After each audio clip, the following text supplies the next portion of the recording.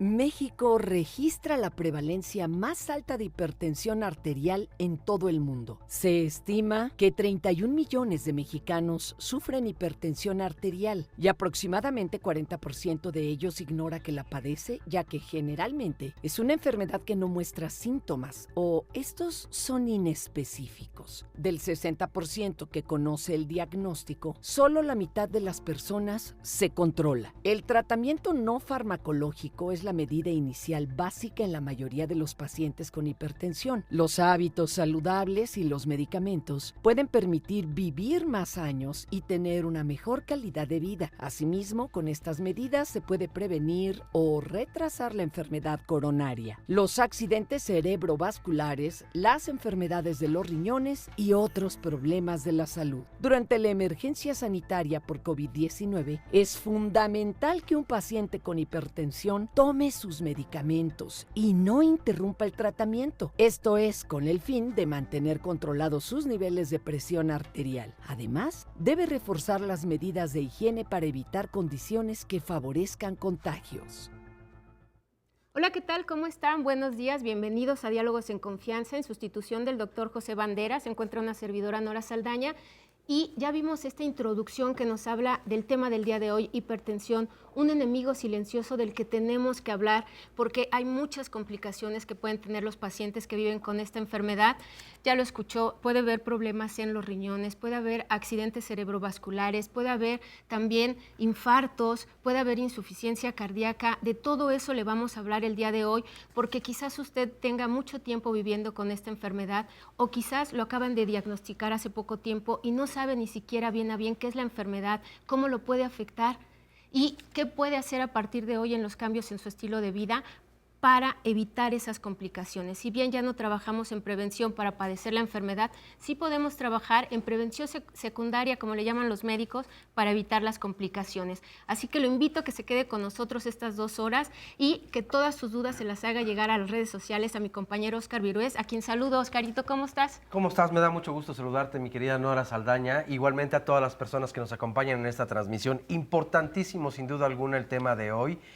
Como escuchábamos en la introducción, pues además es el enemigo silencioso y si siempre es un tema de una preocupación, yo creo que alta, hoy en día mucho más, por la combinación que se puede dar en estos tiempos de coronavirus, yo creo que es indispensable. Si nos informamos, si estamos pendientes, por ejemplo, de todas las conferencias de salud que se transmiten a las 7 de la noche, de hecho por la señal del 11, para que no se lo pierdan, podemos darnos cuenta que las comorbidades.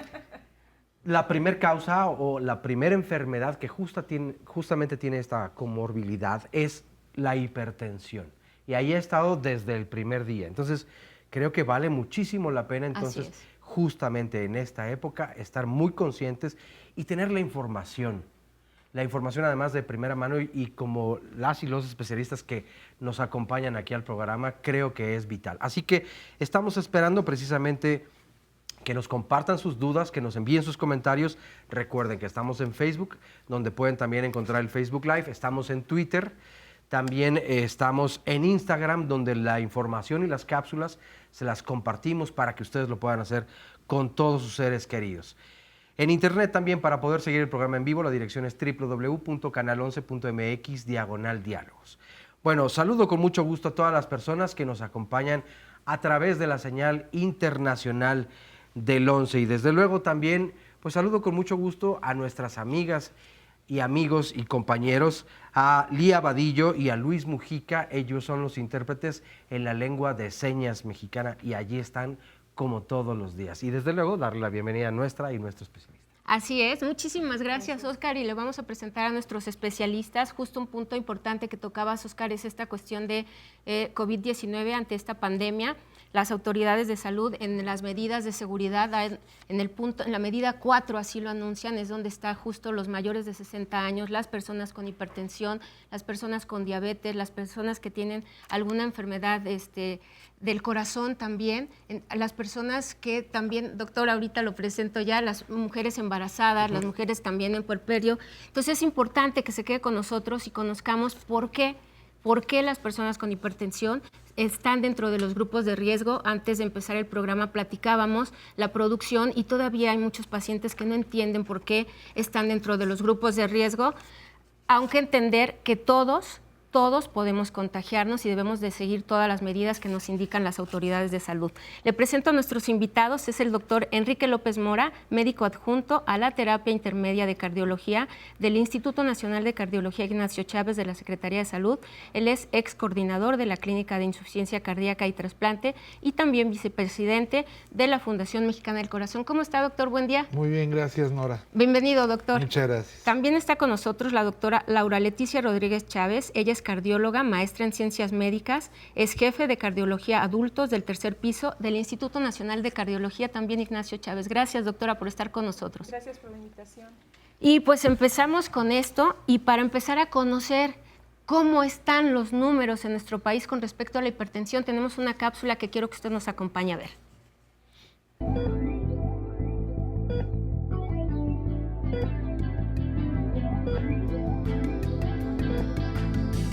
La presión arterial es una variable que vamos a definir como fisiológica o como parte de la función del organismo, que resulta de la interacción entre la presión con que bombea el corazón, la fuerza con que bombea el corazón la sangre y la resistencia que oponen al flujo de la sangre las arterias. Estas, bueno, son finalmente tubos que ofrecen cierta resistencia y la presión arterial es el resultado de esto, ¿no? Tanto la presión con que bombea el corazón, la fuerza con que empuja la sangre y la resistencia que oponen los vasos para su circulación, para su movimiento. La función, digamos, de la presión arterial, el objetivo de la presión arterial es tener una bomba y un sistema de distribución con cierta fuerza que permita que la sangre y que el oxígeno y los nutrientes que van dentro de la sangre lleguen a todo el organismo. La presión adecuada es aquella que permite que llegue sangre suficiente, con suficiente fuerza a todo el organismo. En las diferentes etapas de la vida, la presión que necesitamos para llevar la sangre a todo el organismo va cambiando y entonces las presiones arteriales son diferentes en los jóvenes, en los niños, en los bebés y en los adultos. Y conforme vamos creciendo, la presión arterial va aumentando sin que necesariamente sea por necesidad de mayor fuerza para irrigación, sino porque las arterias se van haciendo más gruesas. Tenemos valores que son como los objetivos o como que se han vuelto los estándares en la población actual, y en los adultos siempre hablamos de 120/80, esa es la presión normal. Los lineamientos internacionales actualmente han modificado eso un poco en el sentido de que la presión normal podríamos definirla en los adultos como menos de 140 y menos de 90. Eso sería una presión normal. No siempre vamos a tener presión de 120/80. Eso es un punto importante. La presión fluctúa minuto a minuto, hora con hora, durante el día, antes de comer, después de comer, durante el ejercicio, antes del ejercicio. Y si nosotros, algunas personas ya lo hacen, algunos pacientes ocupados de su salud se checan la presión varias veces al día y siempre van a obtener mediciones diferentes. Pero entonces, en esta fluctuación que tenemos de la presión arterial, nuestro objetivo es que la mayor parte de las veces, o todas las veces si es posible, sea menos de 140/90. Más de 140 de alta o más de 90 de baja, ya la consideramos hipertensión. En general, podríamos decir, como una cosa rápida para aprender, menos de 140 es una presión adecuada, excepto si tienes otras enfermedades. Cuando tienes otras enfermedades como diabetes, o cuando has tenido un infarto, o cuando has tenido una embolia, el objetivo de la presión, lo que nosotros queremos tener es 120/80, porque la presión arterial es el resultado de muchas variables fisiológicas y por lo tanto tenemos muchas cosas que hacer también como pacientes, como personas, para tener un buen control de la presión, que incluyen dieta, ejercicio y obviamente medicamentos.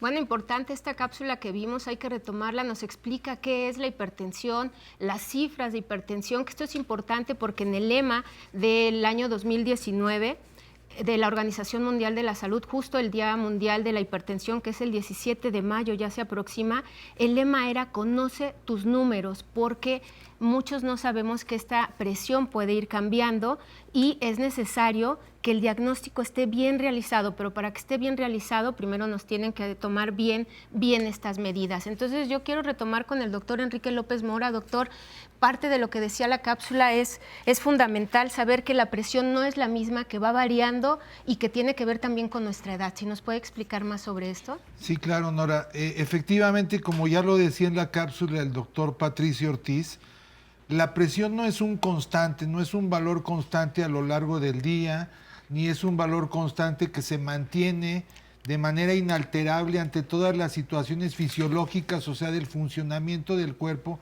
a lo largo del día. Como él atinadamente decía, no es lo mismo la presión a la hora que nos levantamos, si estamos en actividad física, si hay alguna contingencia del tiempo, si hace calor, si hace frío, si tenemos alguna enfermedad intercurrente. Es decir, por eso es que la presión siempre está dentro de unos límites. ¿Qué quiere decir? Que bajo estas circunstancias, con las oscilaciones que imponen todas estas situaciones, pues no debe de pasar por encima del nivel que ya mencionaba el doctor Ortiz en la cápsula, no más de 140, la presión sistólica, también conocida por las personas como la alta, ni más de 90 la presión diastólica, que es el término correcto, conocida coloquialmente por nuestros pacientes y amigos como la presión, la baja, ¿no?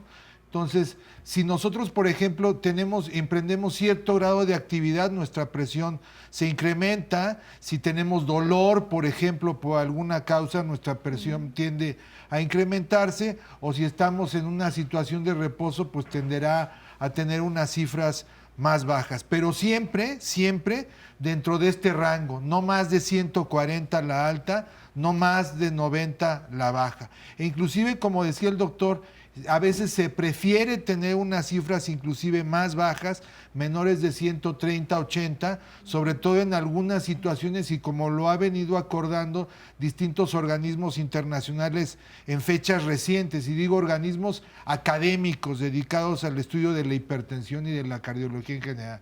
Por ejemplo, aquellas personas que ya sufrieron un accidente cerebrovascular, correctamente se diría enfermedad vascular cerebral, aquellas personas que ya tuvieron un infarto, y en algunas otras situaciones en las cuales se prefiere tener una cifra de presión arterial menor a las que tradicionalmente se venían considerando. Yo aquí rapidísimo nada más quisiera hacer una presión porque lo escucho desde muy pequeño. ¿Cuál es la más peligrosa? Porque siempre está este mundo. ¿La baja o la alta? Lo preguntan constantemente y seguro hoy va a ser una. Claro que sí. Pues de una vez, doctora, si nos quiere aclarar eso. Pues ambas cifras son importantes, tanto la primera conocida como sistólica o la segunda conocida como diastólica. Las dos son muy relevantes. Las cifras de hipertensión sistólica se observan más en población adultos mayores, porque hay mayor rigidez en las paredes arteriales. Entonces, tienden a tolerar un poco más sin darse cuenta que están afectados, ¿no? Y las cifras diastólicas, la segunda cifra, tradicionalmente en todo el ámbito general se dice que es la más peligrosa porque suele asociarse también más a eventos vasculares cerebrales, pero yo quiero aclarar que las dos cifras son muy importantes, ¿no? Entonces, que no se confíe la gente de que si tiene...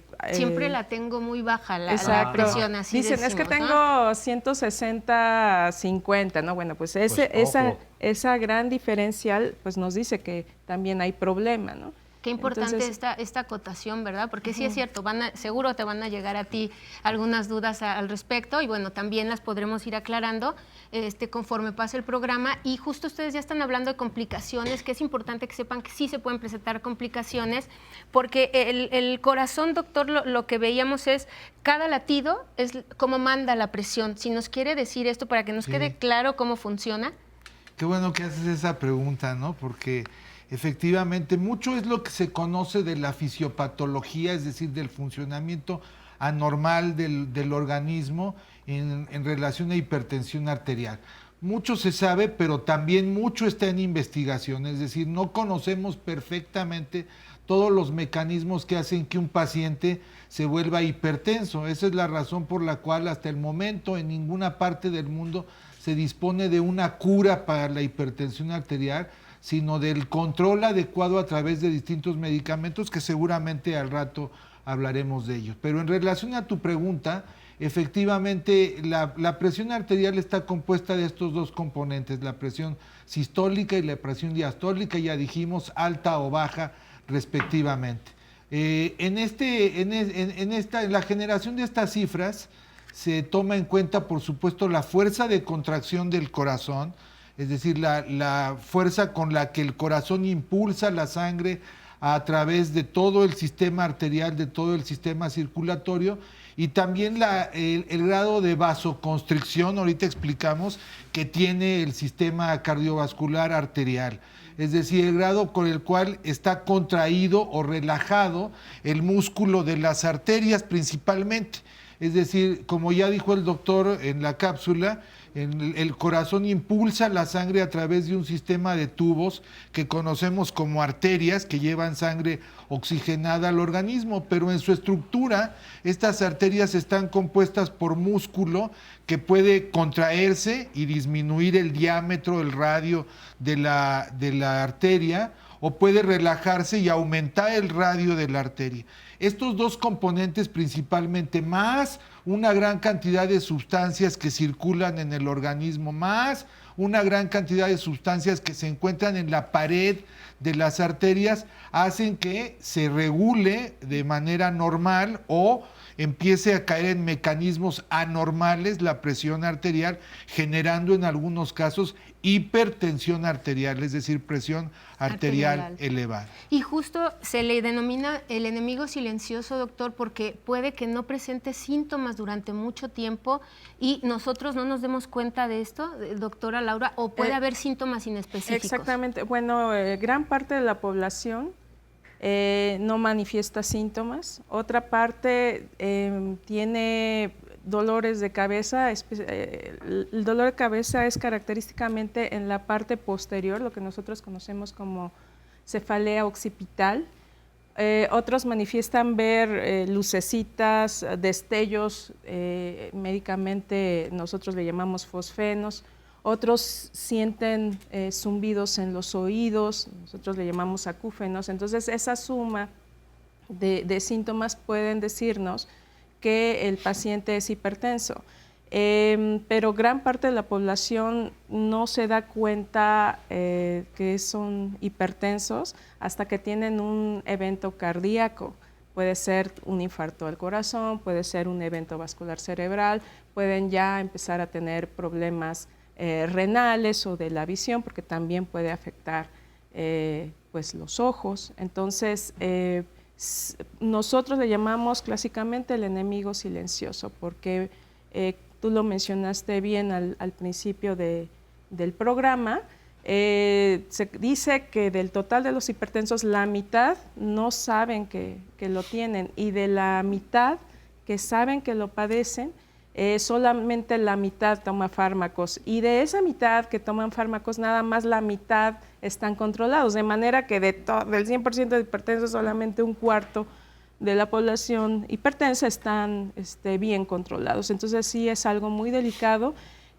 Yo los felicito por tomar en este programa el tema de hipertensión, dado que pues es la mayor carga de enfermedad cardiovascular está dada precisamente por la hipertensión arterial sistémica, y más ahora que estamos con la contingencia COVID, pues es muy importante abordarlo, ¿no?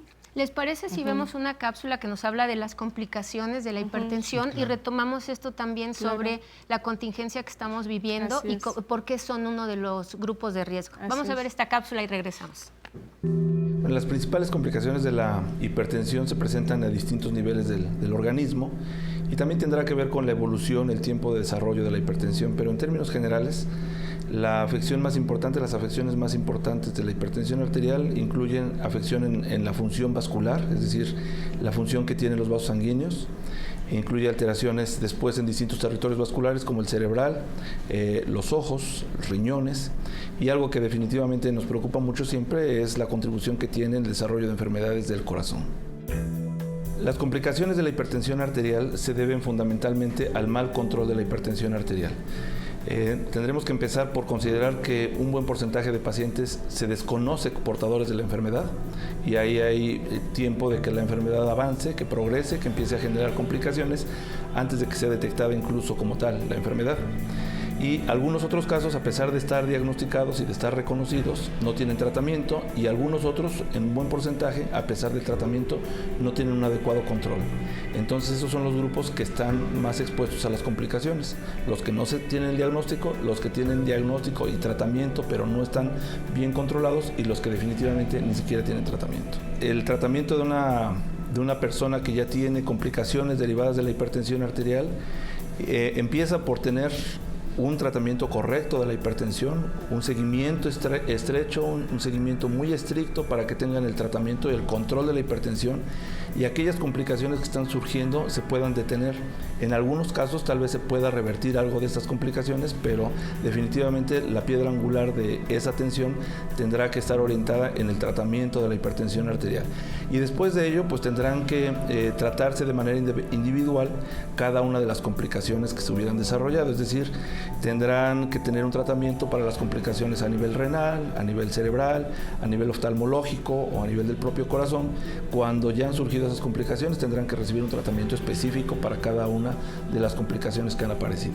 Sin duda, en la actualidad, las complicaciones de la hipertensión arterial son las que contribuyen en buena medida a que las enfermedades del corazón sean la principal causa de muerte en el país. Aquí en México y en todo el mundo, las enfermedades del corazón constituyen una mortalidad muy importante, y a ello contribuye definitivamente la hipertensión arterial. Y el problema no es tanto la hipertensión, sino la falta de diagnóstico, la falta de tratamiento y la falta de un control adecuado de la enfermedad.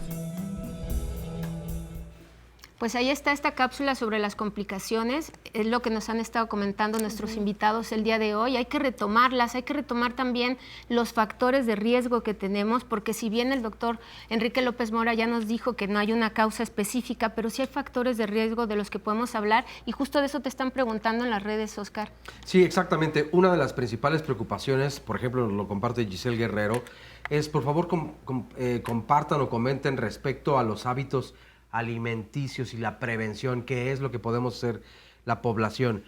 Si tengo taquicardias, pregunta Juanita Silva, frecuentes, y siento la presión muy alta, ¿esto es malo?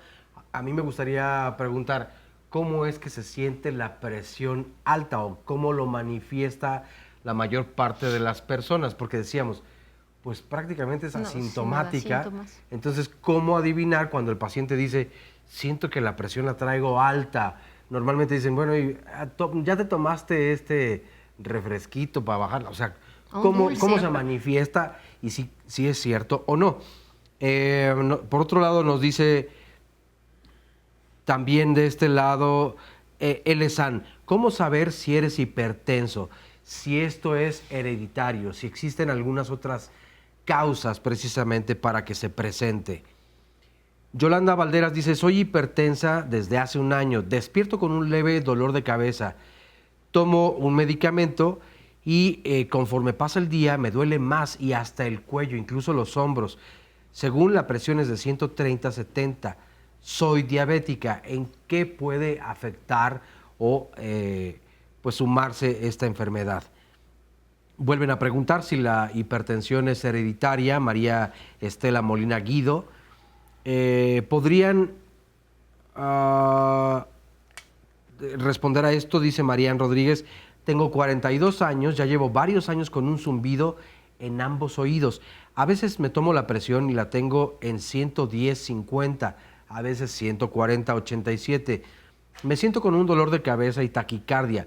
La doctora solo dice que pierda peso. A mí me preocupa muchísimo ese zumbido constante que tengo. Araceli Torres dice, en este último año me he tomado la presión y ha salido alta. Los médicos me dicen que me observe. Uno de ellos me dijo que estaba normal. ¿Qué puedo hacer para saber si soy hipertensa o no? Y Chivis López dice, padezco diabetes y la hipertensión me pusieron en cuarentena en mi trabajo, pero yo quiero ir a trabajar. ¿Cuáles son los riesgos? Cabe mencionar que estoy controlada, pero en estos momentos de coronavirus, y si soy una paciente, no nos comparten su edad, que también sería otro factor importante a tomar en cuenta, pero si vive con hipertensión, ¿cuáles son los riesgos que puede correr en este momento principalmente?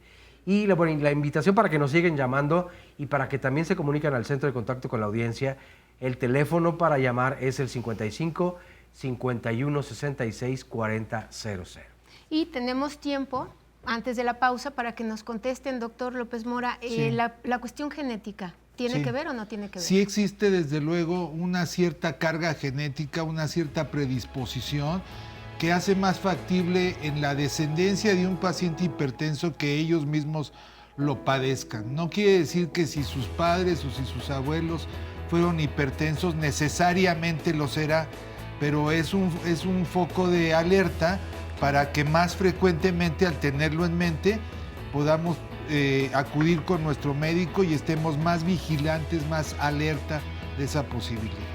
Así es, con esto nos vamos a quedar y regresamos para platicar acerca de la relación COVID-19, porque es un factor de riesgo. Vamos a hablar, por supuesto, también de los cambios en el estilo de vida, es importantísimo. No quiere decir, retomo lo que dice el doctor y con esto me voy a corte. Si mis padres tienen hipertensión, no quiere decir que yo también. Hay que hacer cambios en el estilo de vida. Vamos a un corte y regresamos.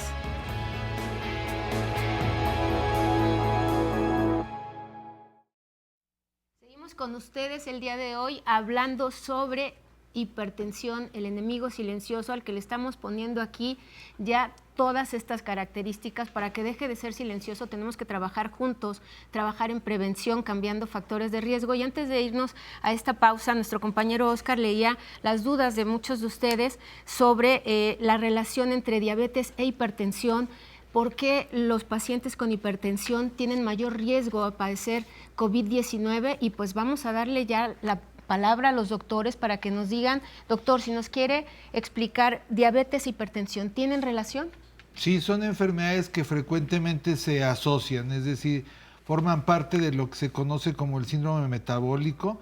Muchos pacientes con obesidad padecen diabetes y viceversa, pacientes con diabetes son obesos o tienen sobrepeso importante, y esto se asocia muy frecuentemente también a hipertensión arterial. Sumados son factores de riesgo cardiovascular que predisponen a complicaciones potencialmente graves.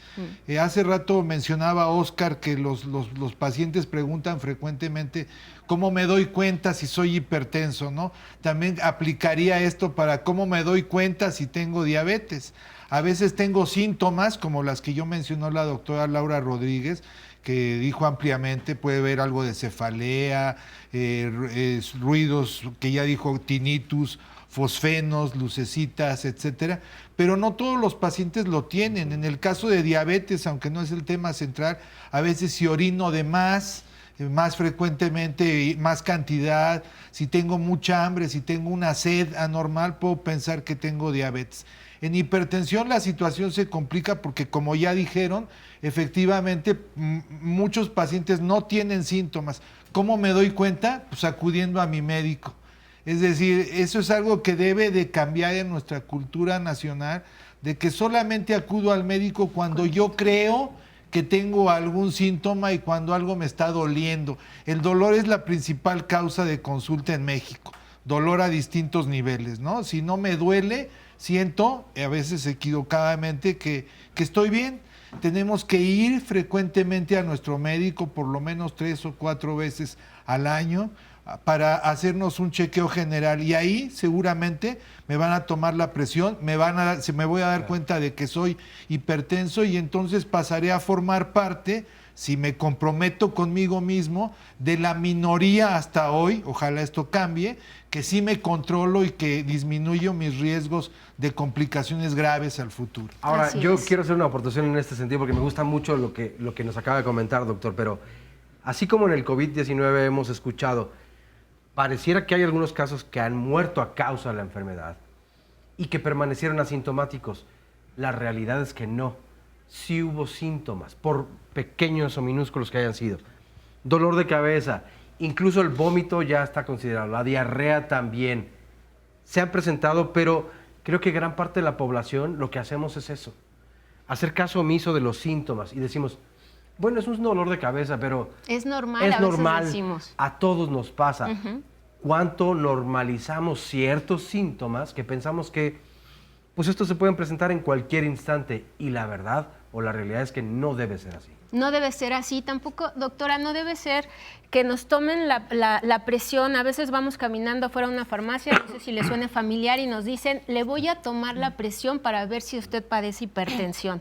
¿Es así como se debe diagnosticar? Bueno, idealmente para hacer el diagnóstico de hipertensión se tienen que tener 2 determinaciones en el mismo brazo, a la misma hora, en condiciones ideales. Esto es tener al menos 5 minutos de reposo, el no haber ingerido la media hora previa bebidas energetizantes como el Red Bull, Coca, refrescos de cola, café tampoco, el té negro también es estimulante, entonces tiene que ser en condiciones ideales,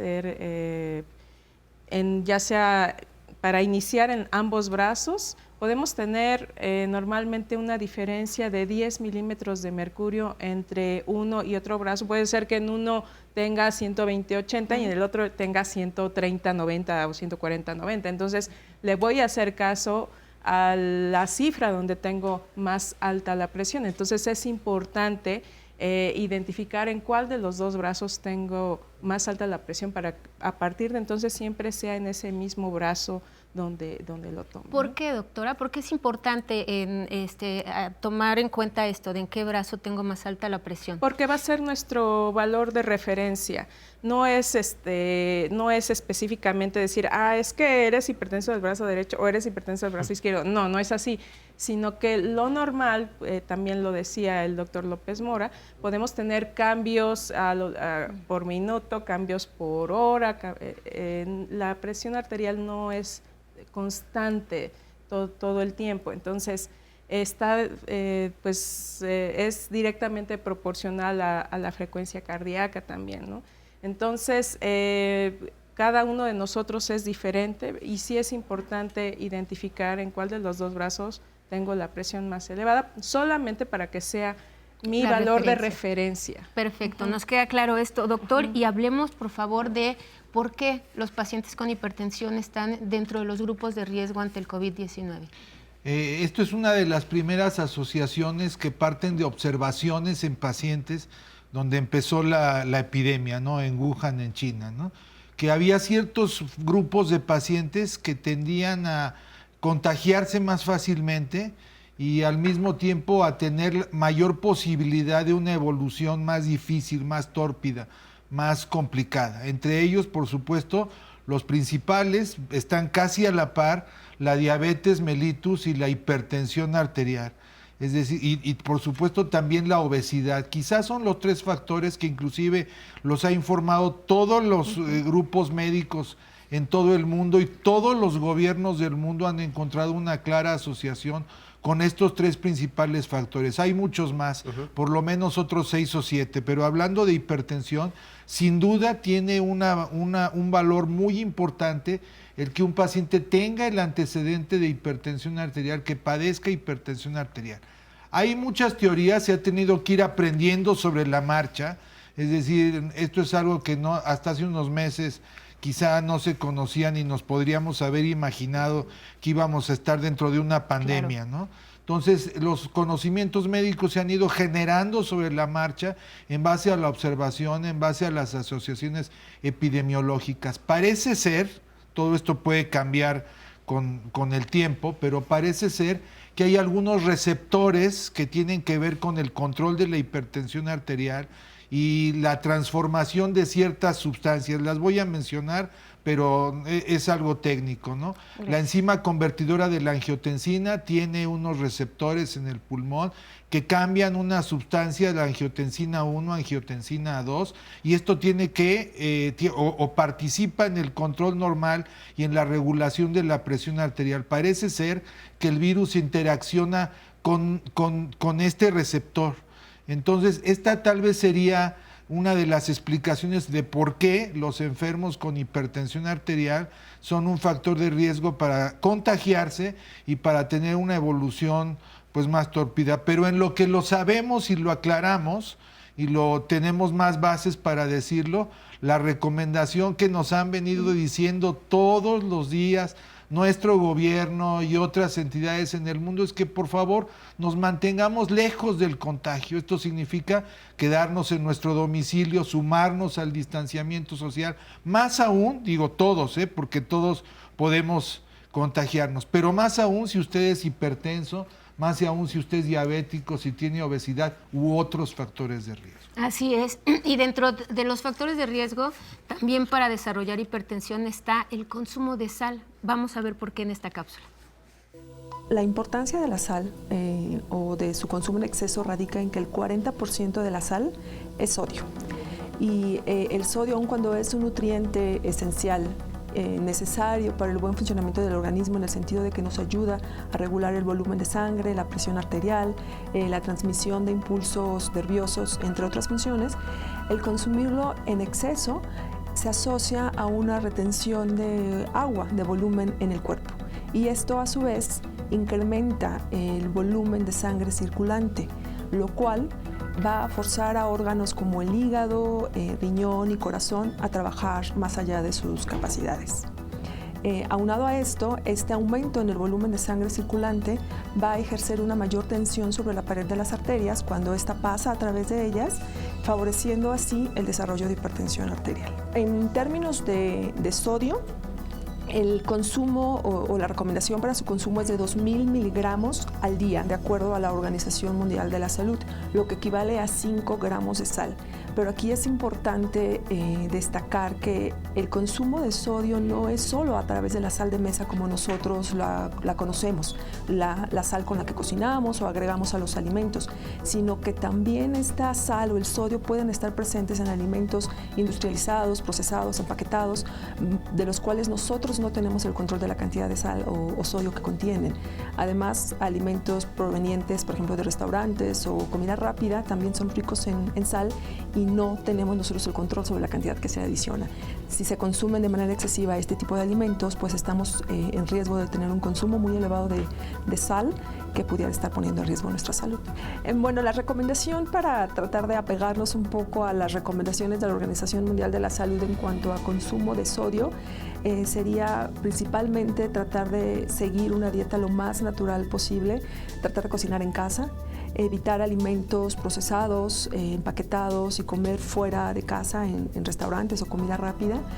Y bueno, tratar de moderar la cantidad de sal que se usa para cocinar, aunque nuevamente, reitero, no es la principal fuente de sodio en nuestra alimentación, sino más bien poner atención en reducir el consumo de alimentos procesados, comida rápida y comida de restaurantes. Quizás sería importante tomar en cuenta que el reducir el consumo de sal es una estrategia para reducir o controlar el riesgo de hipertensión arterial, pero aunado a esto es importante llevar una dieta saludable, no solo baja en sodio, sino que además sea una fuente importante de frutas, de verduras, los cuales tienen un aporte de potasio que nos va a ayudar también a controlar la presión arterial. Entonces no es solo el reducir la sal, el consumo de sal, sino acompañarlo de otras estrategias como aumentar este tipo de alimentos y el ejercicio, que indudablemente nos van a ayudar a mantenernos saludables y con un riesgo o controlar el riesgo de hipertensión arterial.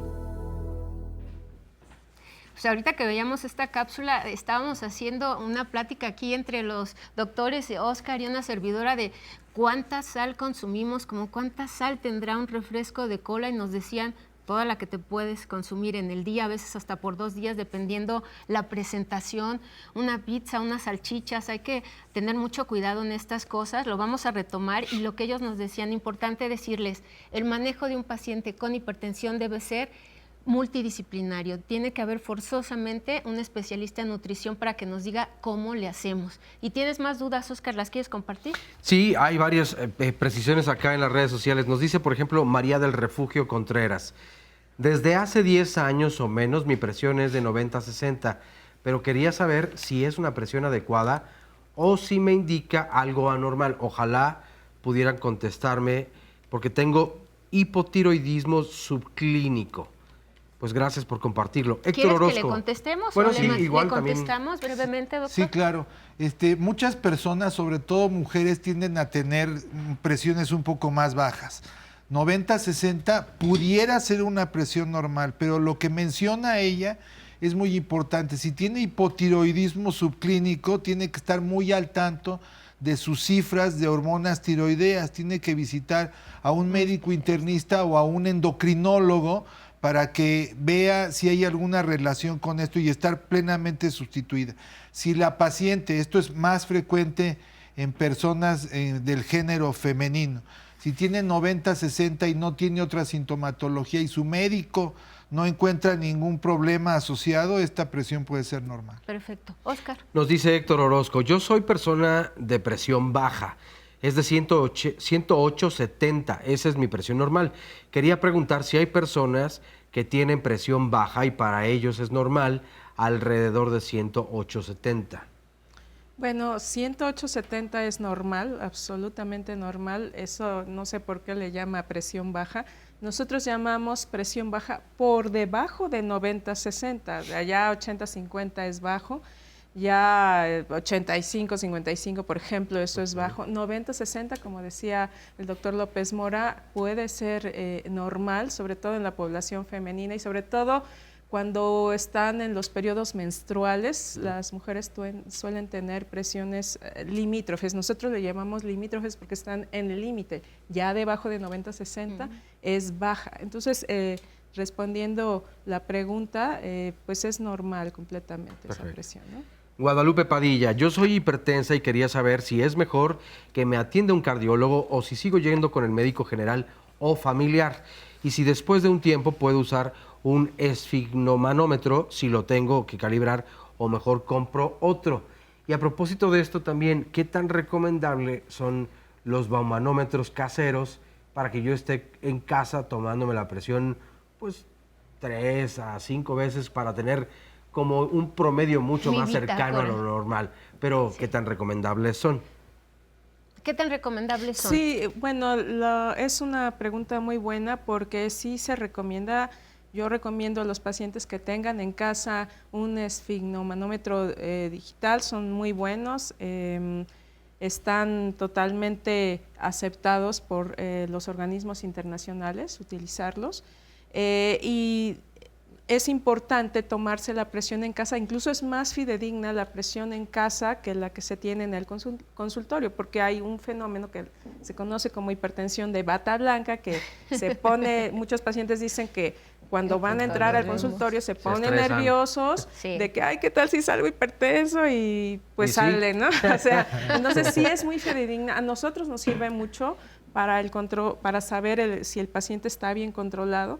Entonces es importante, sobre todo al inicio, que se estén tomando, cuando existe la duda si el paciente es o no hipertenso, que se esté tomando en casa. Nosotros le llamamos bitácora de presión, que se tomen, lo repito nuevamente, en el mismo brazo, a la misma hora, sin condiciones estresantes, lo más relajado posible.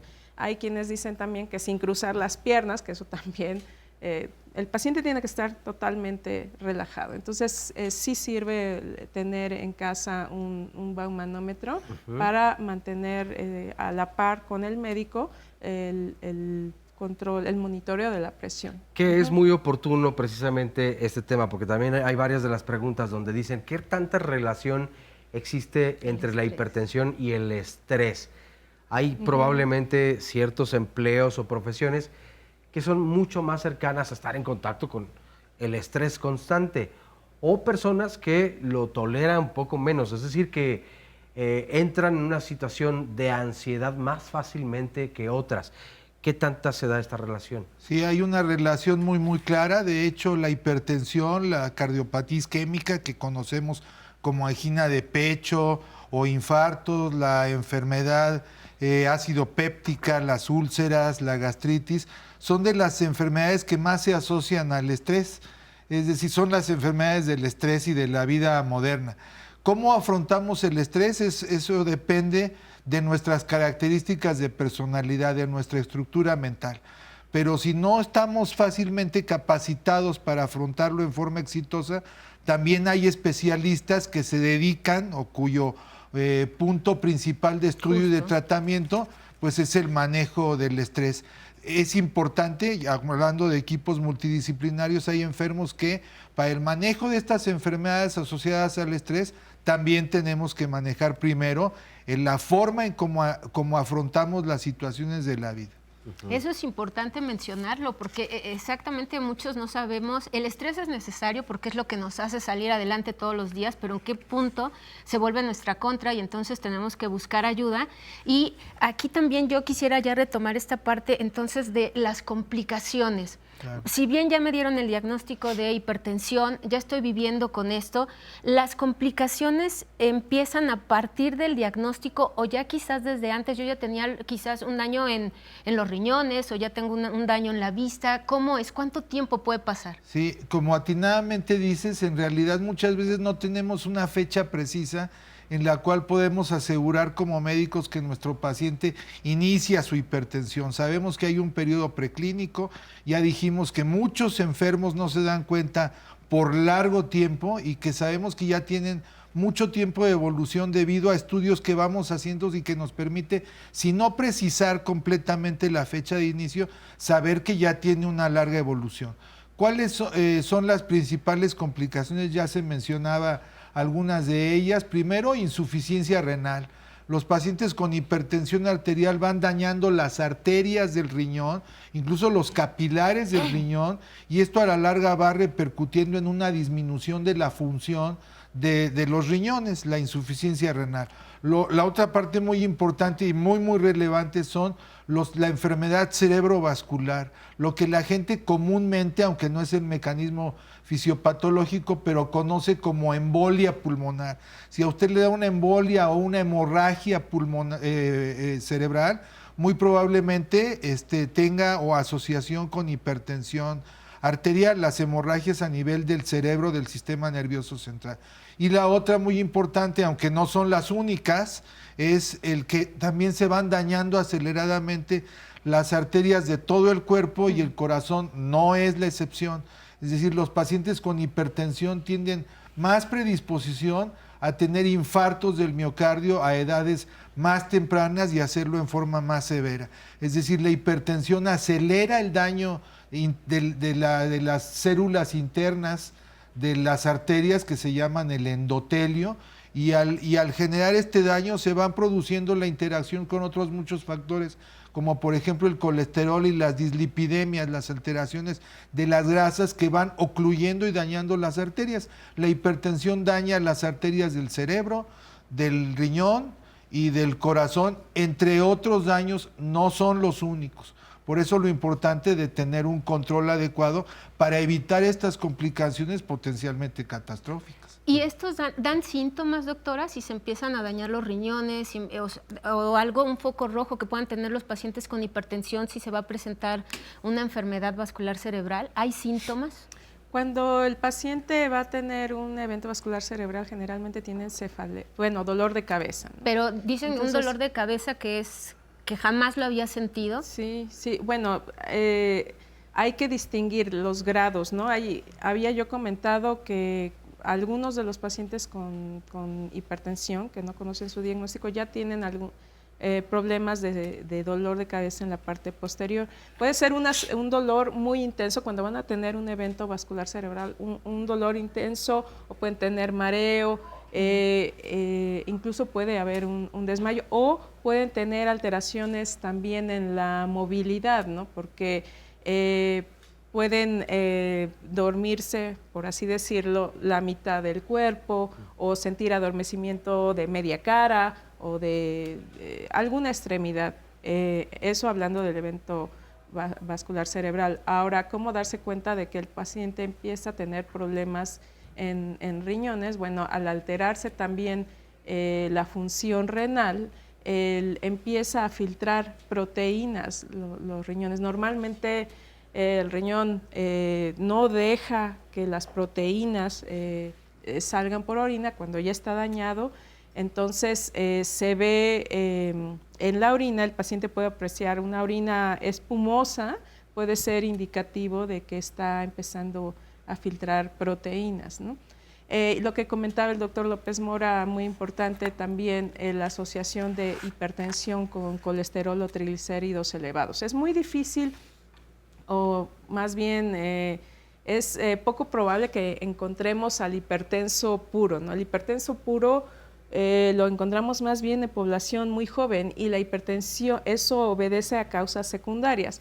Un hipertenso menor de 30 años tiene una causa secundaria hasta no demostrar lo contrario. Entonces ahí tenemos que hacer toda una serie de estudios para encontrar la causa que está ocasionando esto. Ahora, hablando del adulto, que la gran mayoría que tiene hipertensión esencial, que no hay una causa como tal, se asocia muchas veces a colesterol, triglicéridos elevados o diabetes, y sobre todo también la obesidad. Recordar que México desgraciadamente es el primer lugar de obesidad infantil, somos segundo lugar a nivel mundial de obesidad en adultos, somos el primer consumidor de refrescos, entonces todo esto es una bomba. El primer lugar en hipertensión. ¿Y cómo andamos del consumo de sal desde el 2013 que se puso en marcha esta campaña, por lo menos en la Ciudad de México? ¿Ha funcionado? Sí ha funcionado relativamente. Yo no, de hecho, como no nada más es la sal de mesa la que hay que retirar. Como les mencioné, ¿no? Si México consume mucho refresco, todos los conservadores tienen benzoato de sodio. Entonces, todos los refrescos, aunque les sepan dulces, tienen benzoato de sodio. Ese conservador es suficiente también para afectar al organismo, ¿no? Entonces, pues también yo celebro la iniciativa del Instituto Nacional de Salud Pública, que tiene que haber un etiquetado claro de los alimentos, cuánto tiene de azúcar, cuánto tiene de sal, para que la gente se esté dando cuenta de lo que está ingiriendo, ¿no? Y por supuesto seguir haciendo hincapié en esta cuestión de conocer nuestros números, saber cuáles son nuestros niveles de presión arterial, para con base en esto empezar también a tener un buen control e incluso el buen tratamiento, que esto también nos van a platicar después del corte. ¿Quieres leer un comentario y de regresando lees más, Oscar? Sí, por supuesto. Y me quedaba, es que fíjate, el tema es tan importante tratarlo porque además tiene muchísimas aristas para donde se va. O sea, hablaba la doctora hace un momento acerca de los accidentes cerebrovasculares. ¿Qué hay que hacer cuando empiezas a tener alguno de estos síntomas?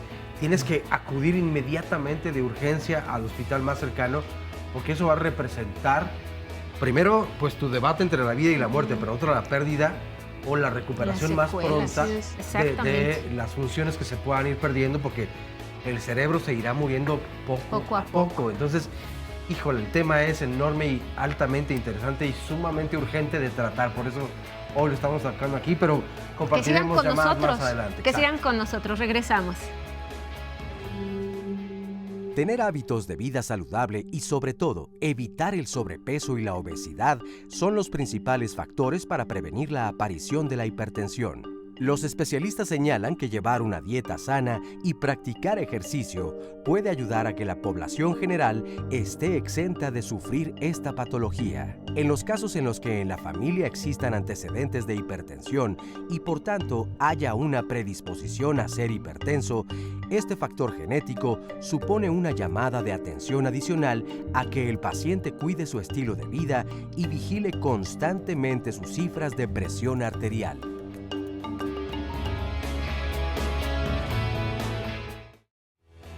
Estamos de regreso aquí en Diálogos en Confianza.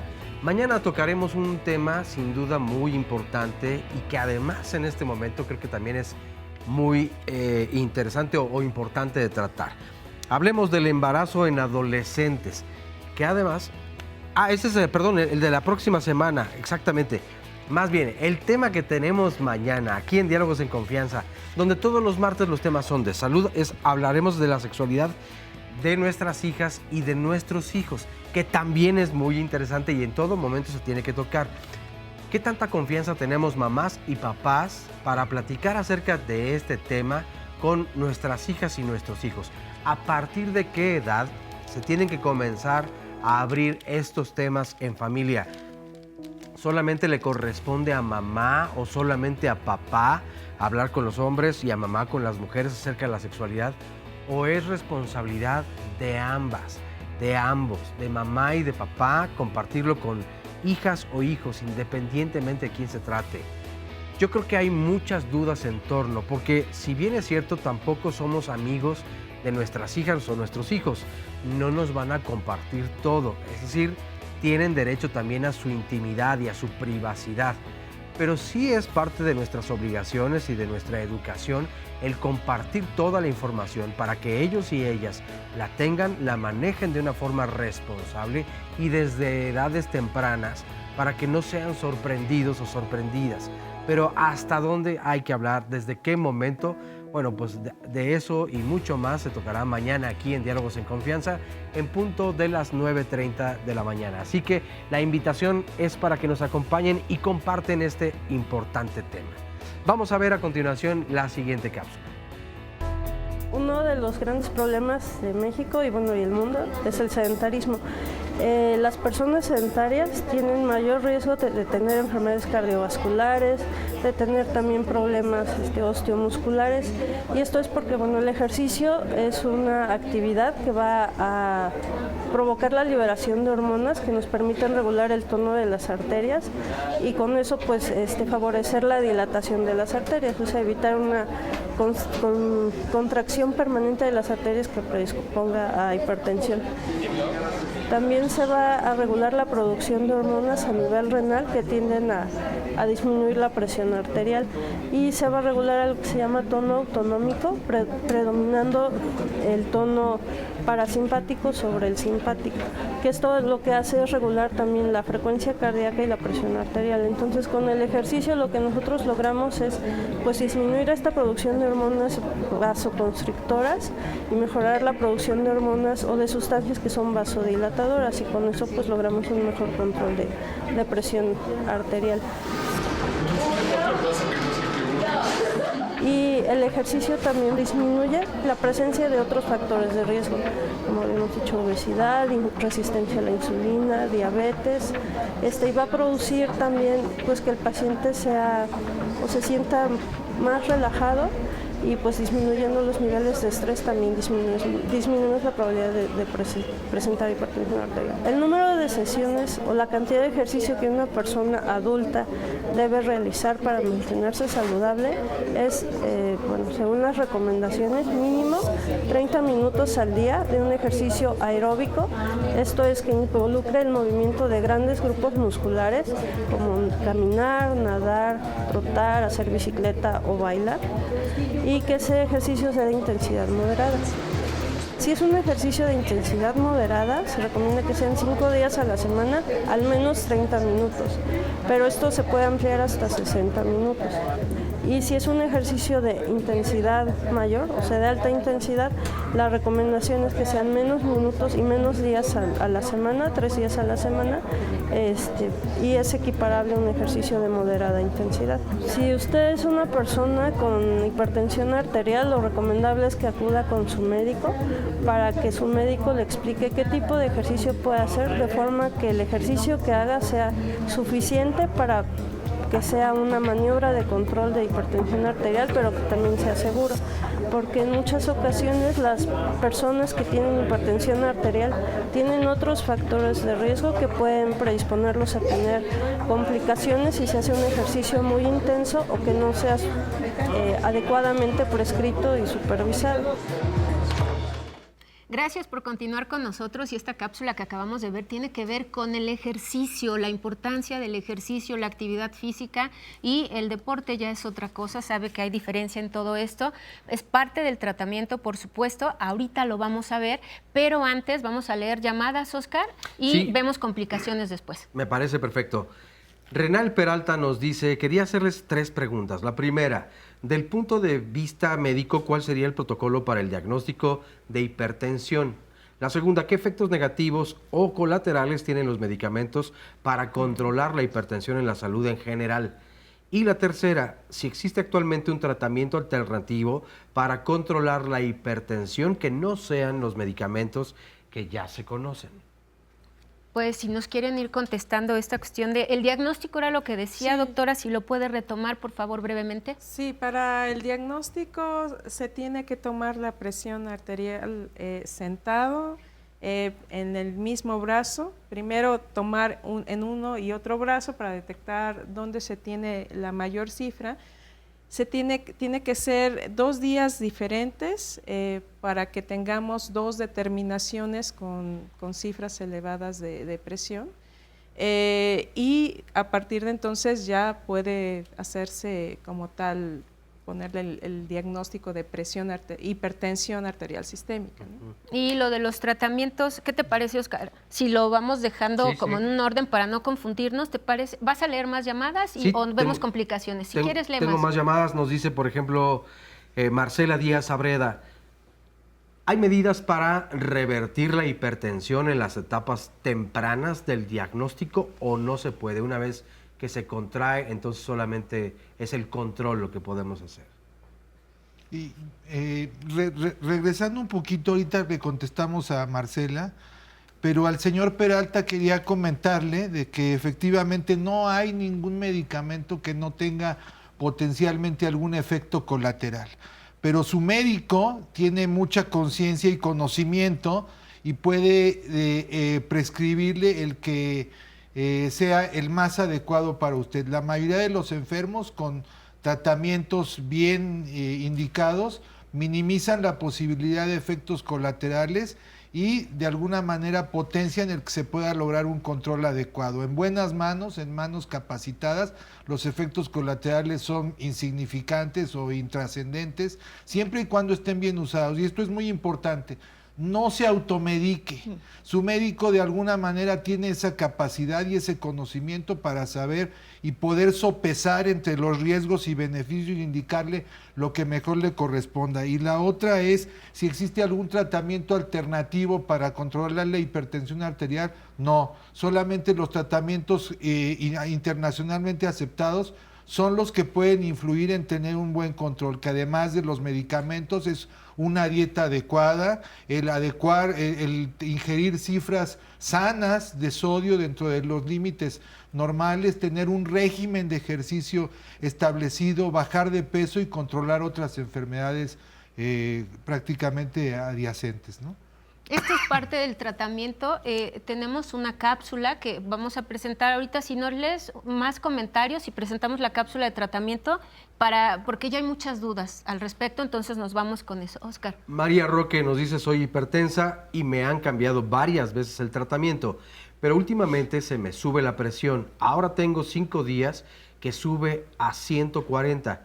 No sé qué es lo que pueda hacer. Yo tomo el medicamento que es el Misartán con hidrocloratacida y tomo en la mañana y por la noche, pero la verdad es que no sé qué más hacer. ¿Les parece si vemos la cápsula de una vez de tratamiento y ya nos vamos con ese tema que es lo que está generando muchas dudas en las redes sociales? Vamos a ver esta cápsula sobre el tratamiento y regresamos. Bueno, el tratamiento de la hipertensión arterial incluye una gama muy amplia de recomendaciones. Sin duda, las primeras recomendaciones consisten en una modificación del estilo de vida.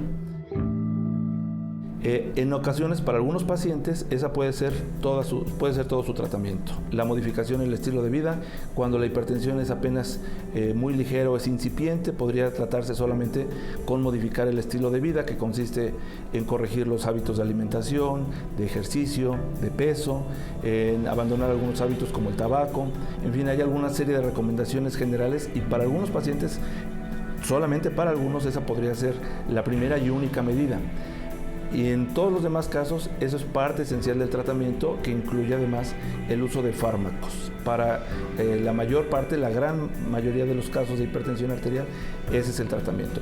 Las medidas generales y un tratamiento farmacológico bajo una vigilancia muy estrecha. El tratamiento de una persona con hipertensión sin duda incluye de manera necesaria una educación correcta del paciente. El paciente tiene que saber que esta es una enfermedad crónica y al ser una enfermedad crónica su tratamiento es de por vida. Si el tratamiento pudiera solamente necesitar del cambio en el estilo de vida, pues eso sería suficiente, pero es para toda la vida. Cuando requiere fármacos, que es la inmensa mayoría de los casos, el tratamiento también es de por vida porque estamos hablando de una enfermedad crónica. La hipertensión entonces necesita de tener un seguimiento estrecho, continuo, y en ocasiones la falta de un adecuado control es porque el paciente, en cuanto ve unas cifras controladas, considera que ya se ha curado y que puede suspender los medicamentos o puede suspender todas las recomendaciones que se le hicieron. Por eso insisto en que algo que es fundamental es la educación del paciente, que él conozca que se trata de una enfermedad crónica que tiene la necesidad de un tratamiento de por vida, y entonces, a pesar de que las cifras de presión arterial estén en valores normales, estén dentro de un rango de normalidad, no quiere decir que se haya curado, porque es una enfermedad que no se cura, solo se controla. Entonces, por lo tanto, el tratamiento es indefinido, es de por vida. Pues ahí está, ya vimos lo que es parte del tratamiento, nuestros especialistas nos lo van a explicar bien ahorita, pero Óscar va a leer Twitter, Facebook, llamadas. Óscar, está saturadísimo. Sí, está saturado completamente y es que es entendible. Claro. Es un tema muy importante y que nos afecta a todas y a todos, y mucho ojo en todo. Nos dice Mitzi Torres: a mí me dio hipertensión posparto desde la cesárea y tomo nifedipino por la lactancia. Me la tomo constantemente, pero llego a tener dolor de cabeza y de piernas. Tengo 32 años y estoy preocupada por lo actual. No sé qué pudieran hacer para cuidarme por mi bebé. ¿Cuáles pueden ser las consecuencias de esto? Sí, no existe realmente, en relación a la gestación y al parto, hay una situación que tiene que ver con hipertensión y es la eclampsia y la preeclampsia. Es decir, pero también hay pacientes que ya eran hipertensas sistémicas y que se embarazan. Es decir, ahí lo que tiene que cuidarse es con su médico, efectivamente insistir, sobre todo si está en la lactancia, qué medicamentos son compatibles con la lactancia y qué medicamentos no. Es decir, muchos de ellos su médico le podrá dar la mejor orientación de acuerdo a algunas particularidades del caso. Muy bien. Nos dice, por otro lado, Jackie Clusó: mencionar también que la altura de la ciudad donde se vive influye en la presión arterial. Al vivir al nivel del mar, disminuye la presión arterial de manera natural. Doctora. Sí. Bueno, eso lo mencionan siempre los pacientes. Es que me subió la presión porque vine a la Ciudad de México. Bueno, lo que mencionaba el doctor Celso Mendoza en la cápsula es muy importante. La hipertensión arterial sistémica es una enfermedad crónica degenerativa, no se cura, solo se controla con el medicamento. Cuando el paciente va a la playa o a ciudades a nivel del mar, probablemente tenga que reducir las dosis de sus medicamentos, pero no suspenderlos. Y no es de que te sube la presión, o sea, de que tú no eras hipertenso y que solo porque fuiste a 2.440 metros sobre el nivel del mar te volviste hipertenso. No es así. Eres hipertenso, tu presión se modifica, sí, con la altura, pero básicamente porque a nivel del mar, al haber más calor, hay dilatación de los vasos sanguíneos y de eso hace que disminuya las cifras de presión arterial, no porque te hayas curado, sino porque es un efecto del medio ambiente. Sí, pero si no, también imaginen ustedes las personas de Perú o Bolivia, pues todos serían hipertensos, ¿no? Y claro. Pero entonces hay esta cuestión de avisarle al médico también cuando vamos a viajar para que nos ajuste la dosis de los medicamentos. Sí, ¿doctor? en el paciente hipertenso siempre recomendamos que tenga un medio de tomarse la presión, que tenga un esfigmomanómetro o que tenga un aparato para tomar la presión, que previamente haya corroborado su médico en el consultorio que corresponde a una lectura adecuada. todo paciente debe tenerlo, y si va a viajar, con más razón, sobre todo a donde hay una altitud diferente al lugar donde habitualmente se encuentra, donde vive habitualmente. Muy bien. Nos dice Eli Méndez.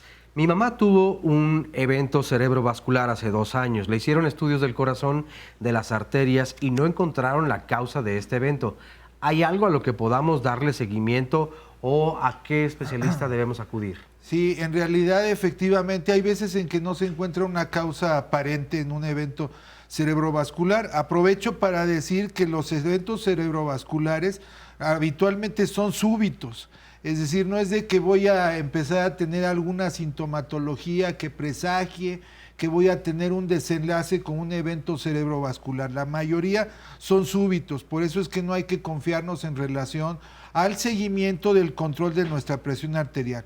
No solo la presión arterial tiene que ver con los eventos cerebrovasculares, hay veces que tiene que ver con el que viajen coágulos de sangre a través de la circulación, lo que le llamamos embolia cerebral, la verdadera embolia, o puede haber daño de las arterias o alguna malformación. Cuando se tiene un evento cerebrovascular, tienen que participar por lo menos 2 especialistas, un neurólogo y un cardiólogo, para tratar en conjunto de establecer la causa y generar un tratamiento adecuado. Y ahí sería importante, Óscar, con el doctor José Bandera ya tuvimos el tema de enfermedad vascular cerebral, si usted lo puede revisar en Facebook, de verdad que ahí están todas las recomendaciones que debemos de tener, a dónde podemos acudir. Incluso hay una campaña que se llama Campaña Camaleón por parte del Instituto Nacional de Neurología, Manuel Velasco Suárez. Entonces es importante, si usted lo quiere revisar también, para que tome sus precauciones, porque incluso tenemos que saber dónde están los hospitales donde sí nos pueden atender ante esta urgencia. ¿Tienes más comentarios? Así es. Hilda Pérez Juárez nos dice: ¿sí es necesario cambiar los medicamentos de pacientes hipertensos tratados con ECA con el riesgo de contraer coronavirus? Bien, esa es una pregunta de suma importancia porque es lo que más están preocupándose nuestros pacientes. Ya lo mencionaba hace unos minutos el doctor López Mora, que dado que el coronavirus se une a un receptor de la enzima convertidora de angiotensina 2, que está ligado también al tratamiento de los antihipertensivos, esto está creando mucho conflicto en todos los medios. No existen reportes científicos contundentes de que deba suspender su tratamiento antihipertensivo, sobre todo si es del tipo de las enzimas convertidoras inhibidores de la enzima convertidora de angiotensina o del como el captopril, enalapril, todos los medicamentos que muchos de los pacientes reciben de primera elección. De hecho, las comunidades científicas, tanto europeas como norteamericanas, las mismas sociedades mexicanas, Sociedad Mexicana de Cardiología, Asociación Nacional de Cardiólogos de México, las sociedades de hipertensión, tanto latinoamericana como mexicana, todos los grupos de expertos sostienen que no hay evidencia para suspender los medicamentos antihipertensivos, sobre todo si son de este tipo, inhibidores de la enzima convertidora de angiotensina o inhibidores del receptor de angiotensina, que bueno, pues hay reportes que bueno, en estos 3 meses y medio, cada minuto se están virtiendo innumerables textos, comunicaciones, cartas al editor de que pudiera haber cierta relación. Entonces no hay que suspender el medicamento, por favor. Lo peor sería suspenderlo. Exactamente, sí, de por sí ya se dijo. O sea, todos los días nos están diciendo cómo van los números en nuestro país. Ayer había 296 defunciones, el 40% de ellos hipertensos. Entonces, por favor, no suspendan el tratamiento antihipertensivo. Además que también creo que está correlacionado estrictamente con la edad. Es decir, a mayor edad se van presentando más de estos factores que también son de riesgo compartidos, como la obesidad, y entonces se va agravando el panorama mucho más. Nos dice también, por ejemplo, Hilda Pérez Juárez: No, justo es la que acabo de leer. Pero en esta otra llamada, María de Lourdes Telles dice, mi esposo tiene 77 años y toma Logimax para la presión, pero tiene como 1 año que se le hinchan los pies. El cardiólogo le dijo que esto es normal, pero siempre anda con los pies hinchados. Su presión está bien, pero sí ojalá nos pudieran orientar en esta parte, porque nos preocupa y nos preocupa bastante. Sí, muchas veces hay algunos medicamentos, no en particular pero otros también que pueden producir como efecto colateral a veces algo de edema de miembros inferiores, o sea, hinchazón, pero también lo puede producir algunas de las complicaciones de la hipertensión, es decir, si el paciente ya tiene como complicación algo de falla renal, pues es su médico a través de la exploración física, el interrogatorio y los exámenes del laboratorio quien va a poder establecer fehacientemente el origen del edema.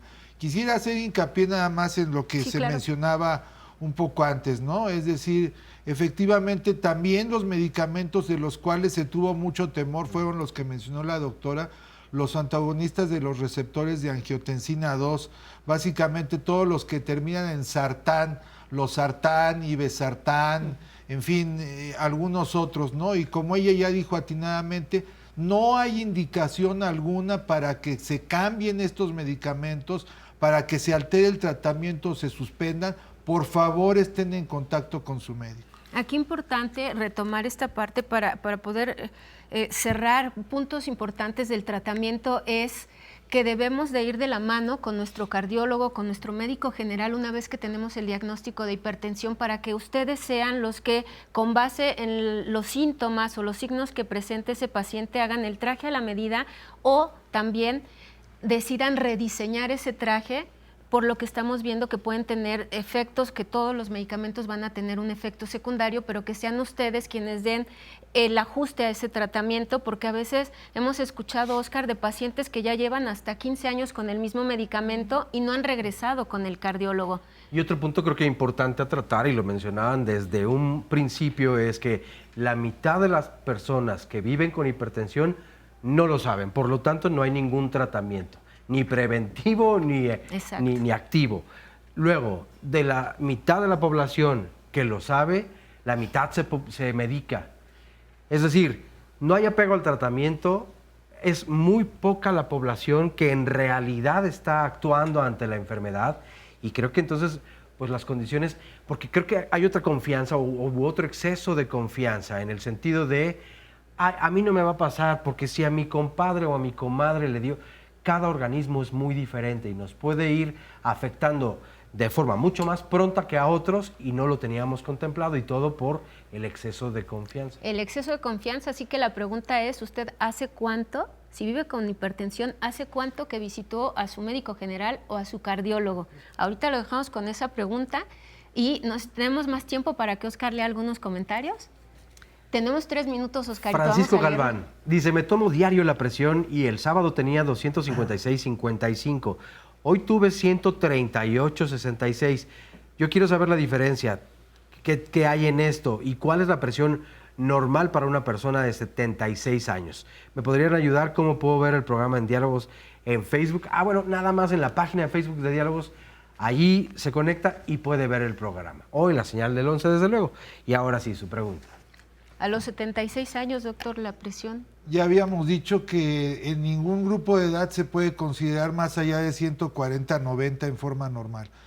Obviamente con la edad hay más rigidez de las arterias, lo que ya se mencionó, y la que tiende a subir un poquito es la presión sistólica o la alta. Tiene que seguir con su médico. Me llama mucho la atención estas cifras tan dispares, ¿no? Que dice esta persona del auditorio, ¿no? Ahí con más razón tiene que consultar a su médico y probablemente tiene que checar exactamente el medio de diagnóstico por el cual está él registrando estas cifras y efectivamente está adecuadamente calibrado. Nuevamente tiene que ir con su médico. La hipertensión arterial, si es que tuvo estas cifras de 200 y fracción de las que habla, pues prácticamente él sí estuvo en una situación muy peligrosa que predispone a complicaciones agudas como las que ya se mencionaron y otras mayores como edema cerebral y encefalopatía, así se llama, hipertensiva, daño agudo, compromiso agudo del sistema nervioso central. Si tuvo esas complicaciones o esas cifras, yo le recomiendo que prácticamente de inmediato vaya a ver a su médico, que le regule el tratamiento para que no esté teniendo estas oscilaciones tan graves. Pero sí lo tiene que hacer pronto. Sí, desde luego que sí. Hay otro asunto y es en la niñez. ¿Qué tanto es? Pero sobre todo, ¿sí hay niños o niñas hipertensos? Sobre todo por las estadísticas de diabetes que tenemos en el país. Sí, sí hay niños hipertensos, como ya mencionaron hace un momento la doctora Rodríguez, sí, la hipertensión en personas jóvenes, niños, adolescentes o jóvenes puede tener una causa secundaria. ¿Qué significa eso? Que puede tener algún daño en algún otro nivel endocrino, en algún otro órgano que pueda explicar la hipertensión. Es muy importante atenderla porque estas hipertensiones en pacientes jóvenes son potencialmente curables si tenemos una causa secundaria. En el resto de los adultos es una enfermedad crónica. Pues ahí también tenemos que poner mucha atención. Esperamos que el programa de hoy les sirva no para preocuparse, sino para ocuparse, sobre todo si su hijo padece de diabetes o padece de obesidad. Hay que estar muy al pendiente de los síntomas que puede presentar, porque al ser un pequeño no son de factor de riesgo para COVID-19, pero si tiene estas otras enfermedades, sí pudiera suceder. Vamos al corte y regresamos.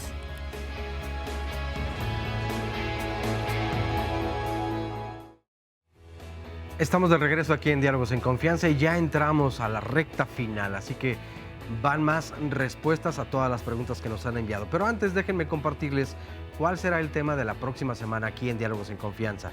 Ahora sí, estaremos hablando acerca del embarazo en adolescentes. Y ya lo mencionábamos desde un principio, hoy uno de los factores de riesgo precisamente es el embarazo. ¿Qué relación tiene también en estos tiempos del COVID-19?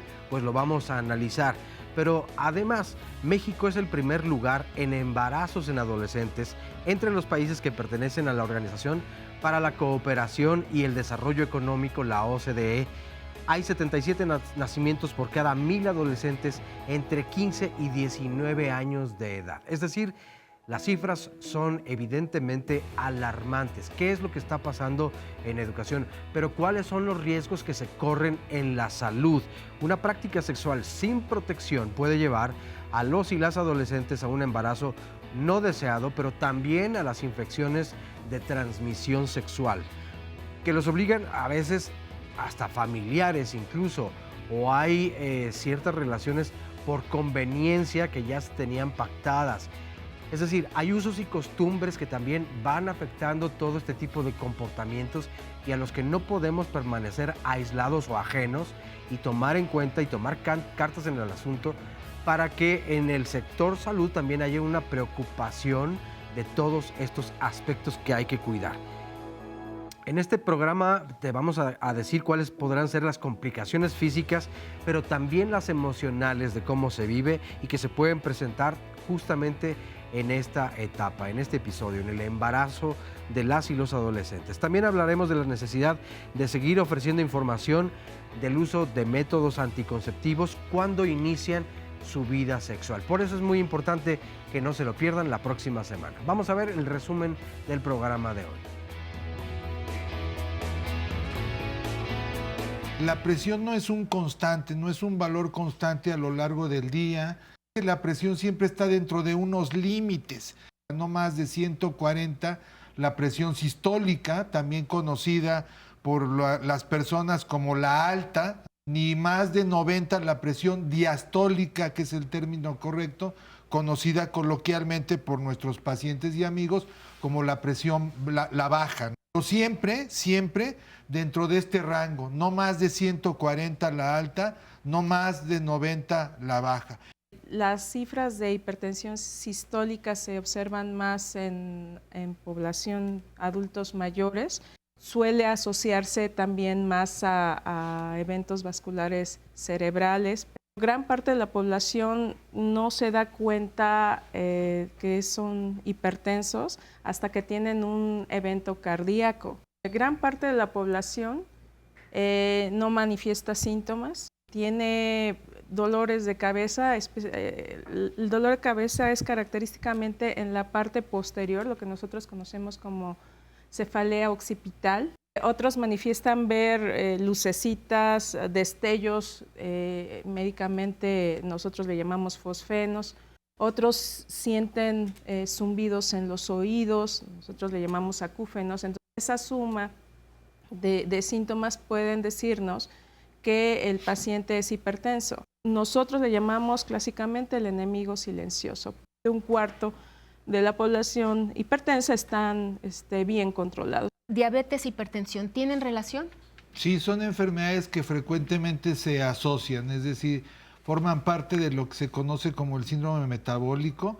Tenemos que ir frecuentemente a nuestro médico por lo menos 3 o 4 veces al año para hacernos un chequeo general. Nosotros llamamos presión baja por debajo de 90-60. Pues bueno, ahí está el resumen de lo que ha ocurrido el día de hoy, de lo que nos han dicho los especialistas sobre la hipertensión. Esperamos que usted haya estado con nosotros a lo largo del programa, pero si no, ahorita le vamos a pedir a los doctores que nos den una serie de recomendaciones, porque conclusiones pues no nos alcanzaría el tiempo para seguir hablando de esto, y además que Óscar nos siga compartiendo algunas de las dudas que tienen nuestros televidentes. Este me gusta porque creo que va a representar la opinión de muchas personas, así que, ojo. Rosy Martínez nos dice, a mí me diagnosticaron hace 15 años hipertensión, pero comencé a hacer ejercicio y hace 3 años dejé de tomar los medicamentos porque en mis revisiones salía muy bien de la presión y sigo saliendo de hecho muy bien. Mi pregunta es, ¿sigo siendo hipertensa? Tengo 57 años. Yo sé que ya lo dijimos aquí varias veces, pero ¿cuántas veces es necesario escucharlo o hacer hincapié en lo mismo? Sí, eso es muy importante. Los cambios en el estilo de vida son parte del tratamiento integral, como ya se mencionó. Una dieta adecuada y un régimen de ejercicio importante. Siga en contacto con su médico. Si haciendo estos cambios en el estilo de vida ha desaparecido esta hipertensión arterial o se ha controlado tan solo con estas modificaciones y ya no requiere fármacos, pues felicidades. Pero eso depende del seguimiento constante con su médico. No suspenda los medicamentos antihipertensivos por propia cuenta. Si, como dijeron en la cápsula, si estos cambios en el estilo de vida son suficientes, muchas veces bajar de peso puede ser suficiente para tener un control adecuado, pues adelante, ¿verdad? Pero nunca por propia cuenta, siempre en base a lo que le dé como instrucción puntual su médico. Muy bien. Nos dice Logambito, cuando estás diagnosticado con presión baja, ¿qué daños a los órganos hay y cuáles son las medidas que se deben de tener? ¿Qué tipo de dieta se debe llevar? Doctora, ¿qué tipo de dieta? Presión baja, bueno, no es el motivo del tema, pero muchos pacientes se quejan, ¿no?, de que tienen presión baja, mencionamos por debajo de 90-60.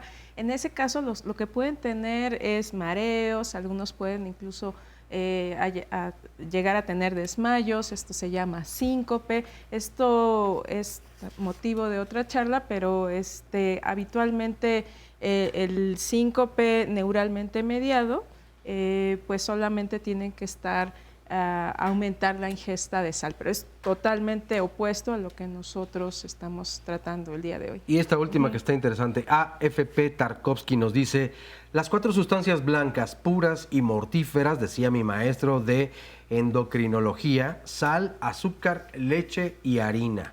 Difícil erradicarlas de nuestro culto alimentario, sobre todo porque son o se relacionan con la felicidad. Allí el desafío que tiene México, dice, porque estamos a veces en la lona. Y además tanto debate que hay en torno a esto de la alimentación y de qué debes quitar de la dieta y qué no, eso sería pues un programa completo de lo que podríamos hablar. Se nos termina el tiempo, pero tengo 20 segundos para cada uno. ¿Alguna recomendación, un mensaje que quieran dar final para todas las personas que nos están viendo el día de hoy? Bueno, pues dado que estamos en tiempo de contingencia, debemos seguir las recomendaciones de nuestras autoridades sanitarias, mantener distanciamiento social, lavado frecuente de manos, hay que tomar sus medicamentos antihipertensivos, por favor no lo suspendan. Y bueno, también mencionar que independientemente de nuestra época COVID, el gobierno federal está haciendo un gran esfuerzo para que pues todos los mexicanos reciban sus medicamentos antihipertensivos. Antes de que se viniera la contingencia, el gobierno federal hizo grupos liderados por el doctor Gustavo Reyes Terán, de expertos en hipertensión, para que se escogieran los mejores medicamentos para los mexicanos. Y bueno, esperemos que al terminar todo esto, podamos tener los beneficios de tener los mejores medicamentos para todos los mexicanos. Muchísimas gracias, doctor. Muchísimas gracias también a usted. 5 segundos, un mensaje final. La hipertensión arterial es una enfermedad crónica, no la minimice. Por favor, siga siempre en contacto con su médico. El tratamiento debe ser integral y de por vida, dietético, con medicamentos, con un régimen de ejercicio adecuado y con cambios en el estilo de vida. La hipertensión mata a muchas pacientes si no la cuidamos adecuadamente. Si usted no se ciñe al tratamiento, puede tener complicaciones graves. Por favor, esté en contacto con su médico. Pues les agradecemos a todos que hayan estado con nosotros el día de hoy. El tema ahí lo tiene, va a estar en redes sociales, ¿verdad, Oscar? Así es. Ya en un momento. Y nos vamos para las dudas frecuentes de coronavirus. Tenemos a la doctora para las dudas frecuentes del coronavirus. Salimos rápido de este tema. Sabemos que usted tiene muchas dudas. Doctora, bienvenida. ¿Cómo está, doctora Jessica, que es médico internista y también es infectóloga de adulto? Gracias por estar con nosotros. Ya le comentaba yo a usted algunas de las dudas que con respecto a este tema teníamos, y una de estas es que si es recomendable usar otro medicamento si soy alérgico al paracetamol y que es el único medicamento que me dejan tomar si tengo algunos de los síntomas, para aliviar los síntomas. ¿Qué otro podrían tomar que no sea paracetamol, o deben de acudir con el especialista para que les diga cuál usar? En este caso, idealmente sí, debido a que, no está recomendado la ingesta de medicamentos por cuenta propia, ¿no? Y sobre todo en una persona que es alérgica a paracetamol se tendría que valorar muy bien cuáles son los síntomas. Tendríamos que ver la magnitud de los mismos para poder recomendar uno u otro y estar vigilando de cerca, porque finalmente las recomendaciones hasta el momento ha sido que otros medicamentos como ibuprofeno, naproxeno, etcétera, pues que no se tomen por cuenta propia. Entonces ahí sí sería muy importante, si hay síntomas, pues acudir con un especialista para que podamos definir cuál es el mejor manejo. También Oscar, ¿tienes tú otra pregunta que quieras hacer? ¿Los fumadores tenemos más riesgo de contraer el virus o tenemos más riesgo de complicaciones en el caso de infectarnos?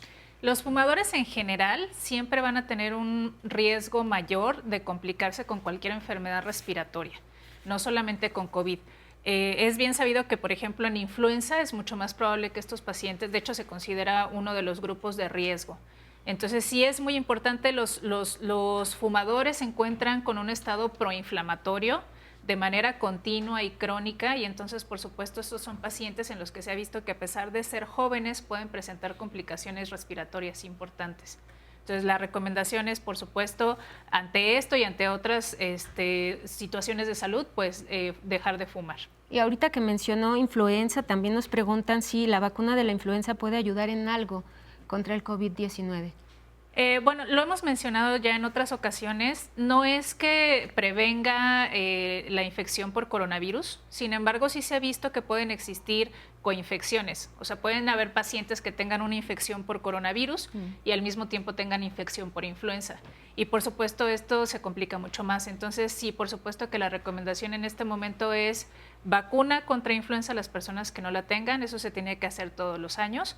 En este momento sí es importante porque también nos ayuda a descartar, ¿de acuerdo? En este momento una persona que no está vacunada contra influenza y tiene síntomas respiratorios podría tener COVID, pero también podría tener influenza. ¿Pero sería ahorita el momento indicado para acudir a que te apliquen la vacuna de la influenza? En este momento, si las personas no tienen la vacuna contra influenza y son un grupo de riesgo, es recomendable que se vacunen, sí. Hay muchos productos que se utilizan para la limpieza, pero algunos empiezan incluso a mezclarlos y se han dado ciertas teorías donde entonces hay desconocimiento. Claro. Por ejemplo, el cloro con el limón, que si se hace una reacción dañina para los seres humanos, o la mezcla de limpiadores diversos pueden intoxicarnos, llevarnos a otro tipo de problemáticas, y cuáles son las recomendaciones en este sentido. Bueno, no existe ninguna recomendación como tal para la combinación de estos productos, ¿no? Cada producto en específico tiene las indicaciones precisas. Por ejemplo, el cloro, pues en todas las marcas comerciales que existen, viene la manera en la que se tiene que diluir y que se tiene que diluir con agua. No existe ninguna evidencia científica de que la combinación de estos antisépticos pues sea benéfico, y todo lo contrario, sí puede generar intoxicación. Entonces, mucho cuidado. La recomendación es utilizarlo básicamente como vienen las instrucciones en cada producto. Ahora también ha generado esto cierta inquietud en los pacientes que viven con la enfermedad y el síndrome de Raynaud, que si ellos también pueden ser un grupo de riesgo, y si nos explica brevemente qué es este síndrome. Bueno, el síndrome de Raynaud en general es un síndrome en el que hay una vasoconstricción, o sea, existe una disminución del flujo sanguíneo, sobre todo a nivel de los dedos. Estos pacientes pueden tener esta afección por sí sola o la pueden tener asociada a otras enfermedades inmunológicas, como por ejemplo lupus, ¿no? Las personas que tienen inmunosupresión, en general, en términos generales, consideramos que están más propensas a infecciones respiratorias, no solamente COVID. Habría que ver en cada caso en particular, ¿no? Si este síndrome se está presentando por sí solo o se está presentando en asociación a algún tipo de inmunosupresión.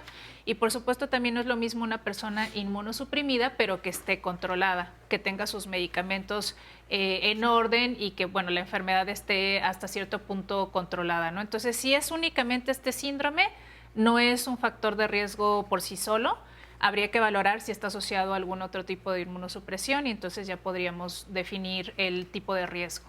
Perfecto. ¿Los mosquitos son riesgosos? ¿Puede uno infectarse a través de la picadura de un mosquito? No. Y agregaría allí, hay casos en este momento, porque hay enfermedades ciertamente que son estacionales, de Zika o chikungunya, y qué tal pueden correlacionarse con el COVID-19. Bueno, no es no es de las formas de transmisión. Las formas de transmisión pues son por vía respiratoria y por contacto directo, ¿no? Lo que hemos comentado, por tocar objetos que estén contaminados y después llevarme las manos a la cara. Esa es la forma de contagio. Los mosquitos no transmiten esta infección, sin embargo, es verdad que sí pueden transmitir otras infecciones que pueden presentarse de manera similar. Por ejemplo, dengue, chikungunya, Zika, que bueno, no necesariamente dentro de la Ciudad de México, pero en algunos otros lugares donde el clima así lo permite. Entonces, en este momento, en algunos lugares sí se ha tenido esta pues ahora sí que dificultad de diferenciar si el paciente está presentando dengue o está presentando COVID, porque a veces los síntomas pueden traslaparse y se pueden parecer, pero no se transmite de esta vía. ¿Se pueden utilizar los cubrebocas y lavarlos? Los cubrebocas caseros que se han estado recomendando, pues bueno, se recomiendan para disminuir la posibilidad de que yo como persona infectada pueda transmitírselo a las demás personas, ¿no? Y como ha habido una escasez de los cubrebocas que se utilizan a nivel hospitalario, la recomendación en diferentes lugares ha sido que las personas utilicen cubrebocas hechos en casa. ¿Disminuyen la posibilidad de contagio? Pues bueno, la disminuyen porque estamos al final disminuyendo las secreciones que se comparten en un grupo específico. Entonces, estos cubrebocas que son hechos en casa se pueden lavar y se pueden reutilizar, pero no hay que perder de vista que esto es solamente para disminuir el contagio dentro de la comunidad. A nivel hospitalario no podemos utilizar este tipo de cubrebocas porque no estamos previniendo la transmisión. Entonces, estando dentro de los hospitales, pues lo que el personal de salud necesita utilizar son las mascarillas que ya están bien recomendadas, y estas no se pueden reutilizar. Existe mucha controversia al respecto, ¿no? Por la escasez que ha habido, pero en realidad pues son productos que son desechables. Perfecto. Estamos prácticamente a nada de entrar a la fase 3 y yo sigo viendo un comportamiento de muchos extremos en la población, o de una, pareciera, y voy a poner entre comillas porque no lo estoy calificando así, pero exagerados cuidados, que creo que pues es mejor exagerar a no cuidarse. a la inconsciencia total, donde hay una exposición, donde hay salidas y independientemente de todas estas recomendaciones, no se está haciendo caso. Pero, ¿cuáles son las diferencias entre el resguardo obligatorio, cuarentena, aislamiento y emergencia sanitaria? ¿En cuál estamos y qué debemos adoptar? Bueno, la emergencia sanitaria se emite cuando hay una enfermedad que empieza, una enfermedad nueva o una enfermedad que empieza a presentarse nuevamente después de mucho tiempo que la tuvimos pues sin presentarse dentro de la comunidad, ¿no? Emergencia sanitaria, por ejemplo, es lo que estaría pasando en este momento con sarampión, que estamos también presentando más casos de lo habitual, ¿no? Habíamos estado mucho tiempo sin ver ningún caso de sarampión y ahorita los estamos observando. Las recomendaciones, bueno, de aislamiento y resguardo en domicilio quiere decir que aunque yo no tengo síntomas, pero finalmente tengo algún tipo de propensión a contagiarme, entonces, bueno, me resguardo, hago estas medidas de distanciamiento social, estoy en mi casa tratando de no estar en contacto con personas que finalmente yo no sé dónde han estado, si podrían ser portadores asintomáticos, etcétera. La cuarentena en realidad se refiere, pues bueno, a los pacientes a los que ya identificamos y entonces les damos una indicación precisa de que se tiene que aislar durante un tiempo específico. Cuarentena quiere decir 40 días. En este caso decimos cuarentena porque es un aislamiento ya indicado por un médico, pero en realidad en este caso el aislamiento es por 14 días, porque es el tiempo que nosotros sabemos que la persona que esté infectada puede transmitir la infección a otras personas y pues bueno, esa es la razón, ¿no? Sería más o menos un poco las diferencias. Doctora, existe esta cuestión de quedarnos en casa, que es importantísimo, que gran parte de la población está siguiendo, pero habrá personas que tengan que trasladarse quizás de una ciudad a otra, aquí en la República, ya sea en autobús o en avión. ¿Qué medidas pueden tomar aparte de esta sana distancia, entendiendo que están los asientos uno al lado del otro? Sí, esta es una situación bastante difícil, sobre todo, pues bueno, en los camiones, en los aviones, por el tipo de cambios de aire que están dentro de la cabina. Teóricamente podría ser un poco menor el riesgo por vía respiratoria y ahí podría ser un poco mayor el riesgo por contacto, ¿no? ¿Qué es lo que se tendría que hacer? Pues bueno, en el caso de las personas que forzosamente tengan que utilizar un transporte público, se recomienda que ellos sí utilicen el cubrebocas. Bueno, cada vez más en diferentes asociaciones, muy al principio decíamos, bueno, los cubrebocas no solamente para el personal de salud, pero la realidad es que sí se ha visto que en otras poblaciones el uso de cubrebocas de forma masiva pues ha ayudado, ¿no? Entonces, en estos casos en los que no se va a poder mantener la sana distancia, uso de cubrebocas y lavado muy frecuente de manos. La verdad es que a veces podría sonar exagerado, pero cada vez que tocas algo y que no sabes si otra persona lo pudo haber tocado antes que tú, pues en ese momento es el momento de lavarte las manos, ¿no? Estar utilizando, si no tienes agua y jabón a la mano, alcohol gel, pero recordar que siempre es mucho mejor el agua y jabón. ¿El uso de lentes también estaría recomendado? No sé, a lo mejor los que utilizamos para natación. Gogles. No, el uso de gogles se reserva, ese sí, para el personal de salud, que está en un contacto estrecho y muy cercano con una persona que ya tiene síntomas. Entonces, e incluso en este caso, solamente se utilizan los gogles, los utilizamos para tratar a los pacientes que tienen síntomas y que se están generando aerosoles. Como cuando el paciente tose, como cuando el paciente estornuda, como cuando le voy a tomar una muestra respiratoria o le voy a hacer alguna intervención. Pero para términos generales del contacto con otras personas no estaría indicado, no disminuye la transmisión. Le agradecemos la información que nos dio el día de hoy a la doctora Jessica Pérez González, médico internista e infectóloga de adultos. Muchísimas gracias, doctora. Gracias. Usted si tiene más dudas acerca del COVID, siga por favor haciéndolas llegar. Aquí se les irá dando respuesta todos los días. Gracias a los doctores, la doctora Laura, el doctor Enrique López Mora, que nos acompañaron el día de hoy para el programa de hipertensión. Quédese con nosotros en la señal del 11.